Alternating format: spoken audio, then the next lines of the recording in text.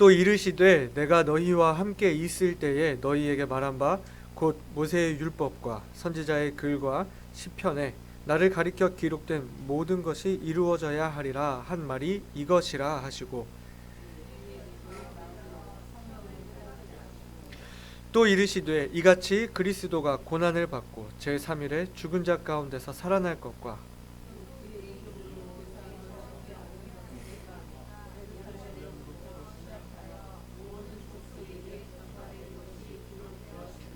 너희는 이 모든 일의 증인이라. 볼지어다 내가 내 아버지의 약속하신 것을 너희에게 보내리니 너희는 위로부터 능력을 입히울 때까지 이 성에 유하라 하시니라. 아멘. 아버지 하나님, 오늘 우리가 또 교회에 함께 모여서 주님을 예배할 수 있도록 인도하여 주심을 감사드립니다. 아버지 하나님, 부족한 종이 주님의 말씀을 증거합니다. 주님, 부족한 종의 입술을 주관하여 주시고 부족한 말씀이지만 주님 성령께서 역사하셔서 주님 우리들에게 도전하여 주시고 감동을 주시고 주님 우리들의 영혼에 말씀하여 주시옵소서. 감사드리며 예수 그리스도 이름으로 기도드리옵나이다. 아멘. 오늘 12월 1일이네요. 벌써 12월 다 되었습니다.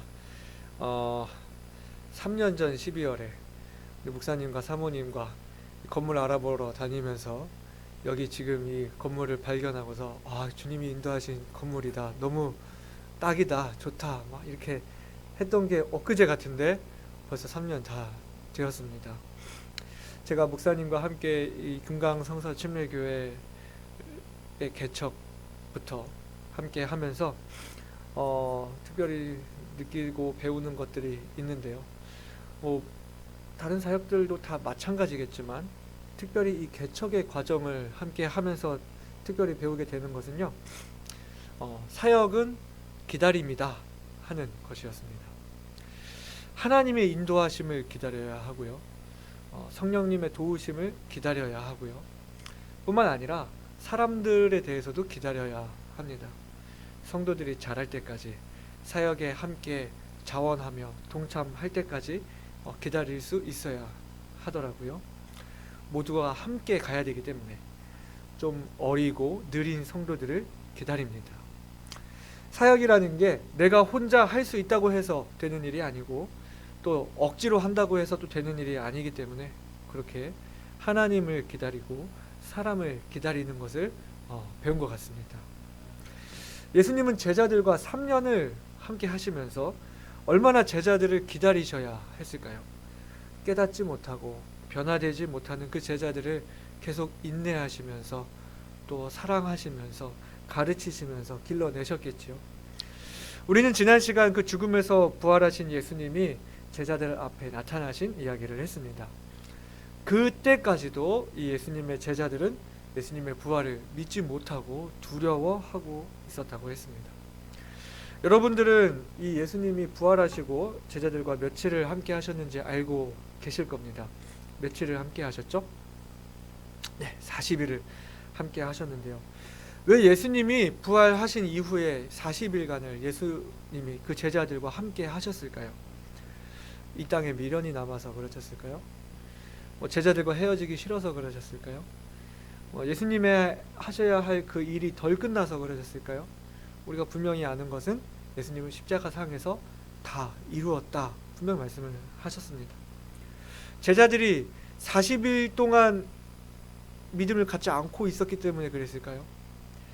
너무나 중요한 그 시간들이었겠지만 그 40일 동안 예수님이 무엇을 하셨는지 우리가 상세히 나와 있지는 않습니다. 다만 누가는 그 40일의 그 기간을 오늘 본문의 이 짧은 몇 구절에 요약하고 있는 것을 봅니다. 즉 예수님이 부활하신 후에 그 40일이 무엇을 위한 시간이었는지를 압축해서 보여주고 있다는 것입니다. 제가 그런 이야기를 했었습니다. 예수님 무덤의 그 열린 문은 예수님을 위한 것이 아니라 제자들을 위한 것이었다 하는 그런 말씀을 드렸었습니다. 마찬가지로 예수님이 부활하신 이후에 그 40일을 이 땅에 남아 계셔서 제자들과 함께 하신 것도 예수님 본인을 위한 것이 아닌 제자들을 위한 시간이었다는 것을 보게 되는데요. 오늘 본문을 보시면 제자들을 그리스도의 증거자로 복음의 일꾼으로 세우시기 위한 시간이었던 것입니다.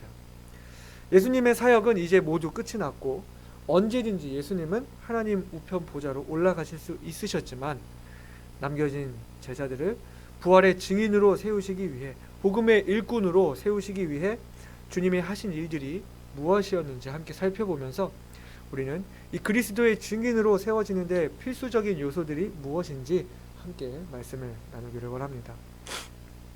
가장 먼저 마음을 열어 성경을 깨달아야 한다는 것입니다. 오늘 본문의 44절과 45절 말씀 보시겠습니다.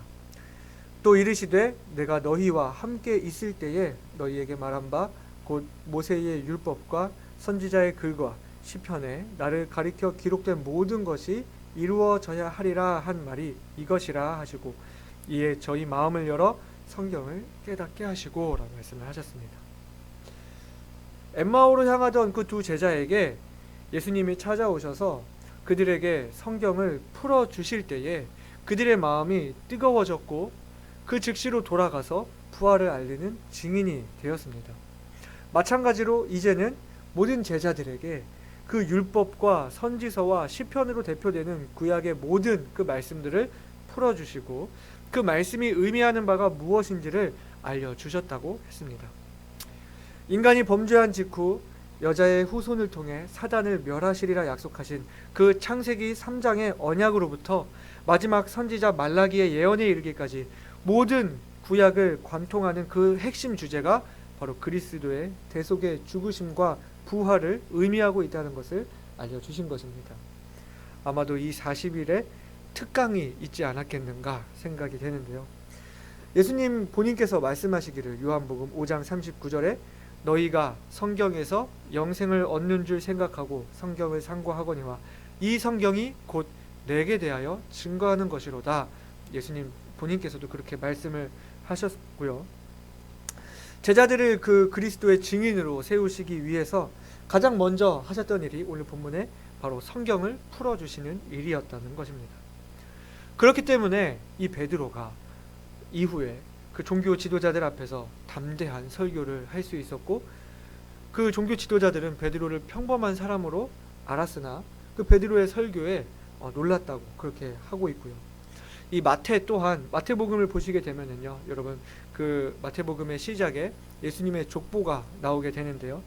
그 특징이 이 아담부터 14대, 아브라함부터 14대, 다윗부터 14대 이렇게 강조하면서 예수님이 곧 아담의 자손이고 아브라함의 자손이고 다윗의 자손이다 이것을 강조하는데 그게 어떤 의미냐면 하나님께서 아담에게 하셨던 그 약속, 아브라함에게 하셨던 그 약속, 다윗에게 하셨던 그 약속이 모두 예수 그리스도를 통해서 모두 이루어지게 되었다는 것을 선포할 수 있게 된 것입니다. 사도 바울 또한 로마서 1장 2절 말씀을 보시게 되면 이 복음은 하나님이 선지자들로 말미암아 그의 아들에 관하여 성경에 미리 약속하신 것이라 말씀하심으로써 구약에 있는 모든 말씀들이 바로 하나님의 아들 예수 그리스도를 말하고 있다는 것을 증거하고 있습니다. 예수 그리스도의 증인으로서 먼저 갖춰져야 할 것은 바로 성경을 깨달아야 한다는 것입니다. 특별히 예수님의 그 구속사적 관점에서 이 성경을 바라보고 해석할 수 있어야 하는 것이죠. 그리고 이것을 위해서는 바로 열린 마음이 필요한 것입니다. 성경 그 자체만 놓고 보게 되면은 이 서기관들이나 바리새인들, 이 대제사장들과 같은 종교 지도자들이 더욱 이 성경을 잘 안다고 할 수 있었겠지만 왜 그들은 깨닫지 못했습니까? 바로 예수님을 그들의 구세주로 받아들일 마음이 되어 있지 않았고 그 마음을 닫고 있었기 때문에 깨닫지 못했던 것이죠. 자, 그러면 여기서 우리가 이런 이야기들을 할 수 있습니다. 과연 그 마음을 여는 것이 사람이 여는 것이냐 하나님이 여는 것이냐 하는 거예요. 분명히 오늘 말씀을 보면은 예수님께서 저희의 마음을 여셔서 그동안 감춰져 있던 그 성경의 비밀들을 깨달았다고 말하는 것 같습니다. 따라서 복음을 깨닫는 것 또한 하나님의 주권이다. 하나님이 선택하신 사람들이 깨달을 수 있게 되는 그 하나님의 선택적인 은혜다라고 말하는 사람들이 있습니다. 실제로 우리 주변에들 보면 복음을 들었고 또 복음을 알고 이해는 했는데 내가 믿고 싶어도 안 믿어진다 라고 하는 그런 사람들도 있는 것을 보게 되는데요. 분명 하나님께서 사람의 그 마음에 깨달음을 허락하셔야 가능한 것이지만 복음을 깨닫고자 하나님을 알고자 하는 그 사람의 마음도 무시할 수 없는 것이죠. 즉 하나님께 나아가려는 그 사람의 의지와 또 그 사람의 마음에 역사하시는 하나님의 은혜가 함께 작용해야 한다는 것입니다. 그렇기 때문에 우리 입장에서 어차피 구원받을 사람은 받게 되겠지 하고 가만히 있을 것이 아니라 마음을 열고 하나님께서 깨닫게 해 주시도록 믿음을 주시도록 간구해야 한다는 겁니다. 여러분의 마음은 어떻습니까? 말씀을 깨닫고 배우고 알고자 하는 일에 마음을 들이고 있습니까? 아니면 세상 일에 치이고 바빠서 이 말씀을 등한시하고 계십니까? 열린 마음으로 말씀을 받고 말씀을 또 묵상하며 또 모든 말씀을 듣기 위해서 모든 예배에 참석하도록 최선의 노력을 다하는 저와 여러분이 되시기를 바랍니다. 두 번째로 그리스도의 증인이 되기 위해 필요한 것은 바로 복음 전파의 사명을 가져야 한다는 겁니다. 증인이라는 그 단어 자체가 다른 사람 앞에서 증언하는 사람이라는 의미를 가지고 있습니다. 증인은 입을 다물고 있을 것이 아니라 꼭 필요한 정보를 꼭 필요한 사람에게 전달해야 하는 의무를 가지게 됩니다. 주님도 말씀하시기를 오늘 본문 46절부터 48절까지 말씀을 보시게 되면 또 이르시되 이같이 그리스도가 고난을 받고 제3일에 죽은 자 가운데서 살아날 것과 또 그의 이름으로 죄사함을 얻게 하는 회개가 예루살렘으로부터 시작하여 모든 족속에게 전파될 것이 기록되었으니 너희는 이 모든 일의 증인이라 라고 말씀을 하셨습니다. 근데 여기 여러분 말씀을 잘 보시게 되면은요 47절을 잘 보시면 또 그의 이름으로 죄사함을 얻게 하는 회개가 예루살렘으로부터 시작하여 모든 족속에게 전파될 것이 기록되었으니 너희는 이 모든 일의 증인이라. 즉 주님은 이 복음이 전파될 것까지 말씀을 하시면서 너희는 이 모든 일의 증인이라 라고 말씀을 하셨어요. 즉 주님이 복음 전파의 사명을 제자들에게 맡기셨습니다. 예수님이 어차피 부활하셨으니까 좀 더 이 땅에 계시면 어떻겠습니까? 계속 이 땅에 계시면서 내가 죽었다가 부활한 예수 그리스도다 라고 그렇게 말씀하셨으면 더 많은 사람들이 믿을 수 있지 않았겠습니까? 여러분 사도행전 10장의 그 고넬료 이야기 잘 알고 계시잖아요. 왜 하나님이 고넬료에게 환상이나 꿈을 통해서 혹은 천사를 바로 보내서 복음을 바로 말씀해 주시는 게 아니라 베드로를 찾아가게 하시고 베드로를 통해서 그 복음을 듣도록 하셨습니까? 왜 예루살렘에 모여있는 그 교회를 흩으시고 사마리아로 온 지역으로 흩어지게 하시고 그 흩어진 사람들로 하여금 복음을 전하게 하셨습니까? 왜 사마리아에서 많은 사람을 그리스도께 인도하고 사역 잘하고 있는 그 빌립을 성령께서 이끄셔서 광야로 이끄셔서 에디오피아 내시를 만나게 하시고 그에게 복음을 전하게 하십니까? 주님은 복음 전파의 그 사명을 바로 우리 사람들에게 맡기시고 우리가 복음을 전파하기를, 우리가 그리스도를 증거하기를 원하신다는 것입니다. 우리가 복음이라고 할 때 간단하게 말하는 게 뭐죠? 많은 사람들이 얘기하기를 고린도전서 15장 3절 4절 말씀 그 한 구절로 딱 압축해서 이야기를 합니다. 우리 찾아보실까요? 고린도전서 15장 3절과 4절입니다.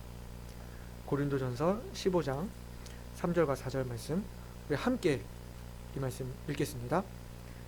시작.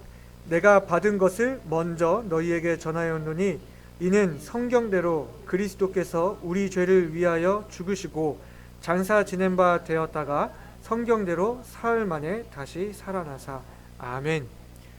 예수님께서 성경대로 죽으시고 부활하셨다. 이게 복음입니다. 간단하죠? 그러나 오늘 주님이 말씀하신 그 주님의 말씀을 다시 우리가 생각해 보게 되면 예수님께서 당신의 죄를 위해 죽으시고 부활하셨다. 이 사실을 당신이 믿고 자기의 죄인됨을 깨닫고 회개하여 주님께 돌아오면 죄사함을 얻는다 까지가 복음이 아니라 주님 말씀대로라면 이 복음은 모든 족속에게 전파되어야 한다 까지가 복음에 포함되어 있다는 것입니다. 여러분 제 말이 이해가 되십니까? 너희는 이 모든 일의 증인이라 라고 하셨을 때 그 자리에 있던 제자들, 이 부활하신 예수님의 거룩하신 그 몸을 직접 보고 만져보았던 제자들만 증인이라는 의미가 아니라 예수님을 만난 사람이라고 한다면, 복음을 듣고 깨달은 사람이라고 한다면, 구원받은 그리스도인이라고 한다면 누구나 예수님을 증거해야 할 의무를 가지게 된다는 것입니다. 복음을 전해받은 우리들도 마찬가지로 그리스도의 증인들입니다. 우리가 복음을 깨닫고 받아들였을 때 그 복음을 전해야 할 사명을 함께 받았다는 것입니다. 내가 구원의 그 소중함을 안다면, 예수님이 없는 삶의 그 처참한 결말, 죄의 형벌을 안다면, 영원한 생명을 누리며 주님과 동행하는 삶의 기쁨을 알고 있다면, 나를 향하신 주님의 사랑을 알고 있다면 고린도 후서 5장에서 말씀하고 있는 것처럼 그리스도의 사랑이 우리를 강권하여 사람들에게 다가가야 합니다. 잃어버린 영혼들을 바라볼 때 애타는 마음을 가져야 합니다. 어디까지요? 모든 족속에게까지요. 그렇기 때문에 복음을 전하는 일은 목회자들에게만 전담된 일이 아니라 모든 주의 자녀들, 모든 성도들이 가지고 있는 사명입니다. 누구를 만나든지 복음을 전하고 내가 만난 주님을 증거할 수 있는 준비가 되어 있어야 합니다. 우리가 교회를 이사하기 때문에, 넓은 예배당으로 옮기기 때문에 큰 교회를 만들기 위해서가 아니라 언제든지 우리는 복음을 전하는 사람이 되어야 하는 것이고, 이를 위한 좋은 기회가 지금 우리에게 주어져 있는 것으로 우리가 여길 수 있어야 합니다.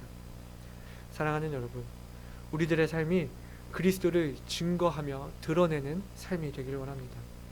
내가 예수님을 증언하는 증인석에 앉아있다는 거룩한 부담을 가지시기를 바랍니다.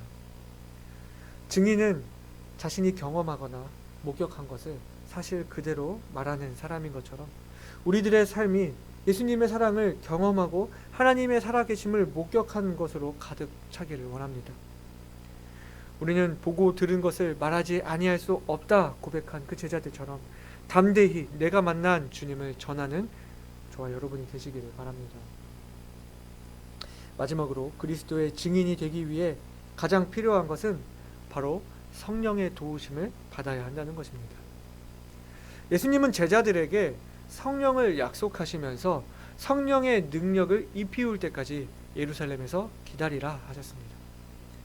말씀도 깨달았고 복음 전파의 사명도 받았지만 그것만으로 되는 것이 아니고 성령의 능력을 힘입어서 나아가야 한다는 것이죠.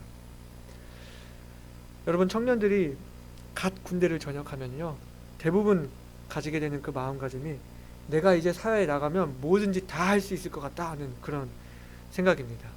자신감 중요하지만 어디 한번 사회에 나와보세요.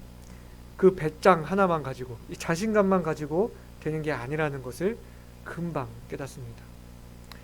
사실 말씀을 깨닫는 것도요, 성령의 도우심이 있어야 하는 겁니다.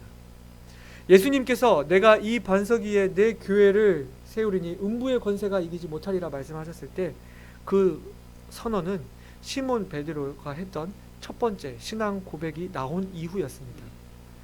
너희는 나를 누구라 하느냐 하는 그 질문에 주는 그리스도시요 살아계신 하나님의 아들이시니이다 라고 고백을 했을 때 예수님은 베드로에게 대답하시기를 바요나 시몬아 내가 복이 있도다 이를 내게 알게 하니는 혈육이 아니요 하늘에 계신 내 아버지시니라 말씀하시면서 우리가 복음을 듣고 깨닫는 것, 그 마음이 열리는 것 모두 성령 하나님께서 역사하셔야 가능한 일이라는 것을 주님이 말씀을 하셨습니다. 그렇기 때문에 우리가 복음 전파의 사명을 가지고 열심히 그 복음을 전한다고 할지라도 우리가 전하는 그 입술을 통해서 역사하셔서 그 듣는 이의 마음을 여는 것은 성령께서 하시는 일입니다.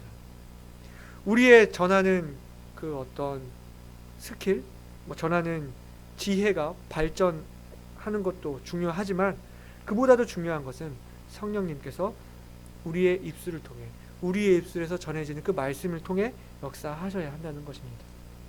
성령의 능력이 없이는 우리는 말씀을 깨달을 수도, 말씀을 전할 수도 없는 것입니다. 지난 시간에 예수님께서 제자들 사이에 나타나시면서 너희에게 평강이 있을지어다 말씀하셨다고 했습니다. 전혀 평안하지 않을 상황에서, 앞으로도 전혀 평강을 누릴 것이라 말할 수 없는 상황에서 주님이 그렇게 말씀하실 수 있었던 것은 하나님이 우리와 함께 하시면 그것이 곧 평안이며, 제자들에게 성령을 주실 것이기 때문에 성령 하나님께서 함께 하심으로 이들에게 평안을 주고 담대함을 주고 능력을 주셔서 놀라운 사역을 감당할 수 있도록 하실 것이었기 때문이었습니다. 그렇기 때문에 우리가 평안을 누리는 것, 말씀을 깨닫는 것, 우리의 마음을 여는 것, 또 그 능력을 힘입어 말씀을 담대히 전하는 것, 그 전해진 말씀에 역사하여 회개를 이끄는 것, 모두 성령님께서 하시는 일임을 깨닫고 우리는 성령의 도우심을 구해야 하는 것입니다. 내가 하는 것이 아닙니다. 그리고 내가 할 수도 없습니다. 여러분, 우리 교회를 보세요. 물론 목사님 열심히 하시고 사모님 열심히 하시고 여기 계신 성도님들 모두 최선을 다해서 섬기고 계시지만 하나님이 돕지 않으시면 우리가 무엇을 할 수 있겠습니까? 지난 3년간 우리의 행하신 그 놀라운 역사들을 볼 때 우리가 하나님을 찬양하지 아니할 수 없습니다. 하나님이 하셨다라고 고백하지 아니할 수 없습니다. 예수님의 제자들은 성령님의 능력을 입을 때까지 기다려야 했습니다. 즉, 우리에게 필요한 것은 성령님의 도우심을 구하며 기다리는 것입니다. 내가 앞서가지 않는 것입니다. 내가 할 거라고 내 생각으로 계산하지 않는 것입니다. 성령 하나님께서 하시는 일이기 때문에 내가 겁먹지 않고 담대할 수 있습니다. 또한 성령 하나님께서 하시는 일이기 때문에 내가 교만하지 않고 겸손할 수 있습니다. 우리의 삶 속에 하나님을 인정하며 하나님의 도우심을 구하는 저와 여러분이 되시기를 바랍니다. 말씀을 정리하겠습니다. 예수님은 부활하신 이후에 40일간을 제자들과 함께 하시며 제자들을 복음의 일꾼으로, 예수 그리스도의 증인으로 세우셨습니다. 마음을 열어서 말씀을 깨닫게 하시고 모든 족속에게 복음을 전파해야 될 것을 말씀하시면서 예수님이 제자들에게 하신 말씀은 너희는 이 모든 일의 증인이라 말씀하셨습니다. 사랑하는 여러분, 구원 받으셨습니까? 여러분은 복음을 받았습니까? 우리가 받은 그 복음 안에는 그 복음을 전해야 한다는, 전파해야 한다는 그 사명까지 함께 있다는 것 여러분 기억하시기를 바랍니다. 여러분 한번 돌이켜서 생각을 해보세요. 내가 복음을 듣게 된 것, 복음을 깨닫게 된 것, 예수님을 나의 구주로 고백하고 믿게 된 것, 주님과 함께 지금 이 영원한 생명을 누리며 사는 이 모든 것들이 하나님의 은혜임을, 하나님께서 하신 일이라는 것을 고백할 수밖에 없지 않습니까? 이제는 내가 만난 그 주님을 담대히 전하는 우리 모두가 되기를, 우리 삶 속에서 우리 주님만이 증거되기를, 우리 삶을 통해 많은 사람들의 그 마음이 열리고 주님께 돌아오기를 하나님께서 우리의 삶을 사용하시고 또 우리를 도우셔서 더욱 놀라운 일들을 이루시기를 간절히 소망합니다. 우리 다 함께 기도하시겠습니다.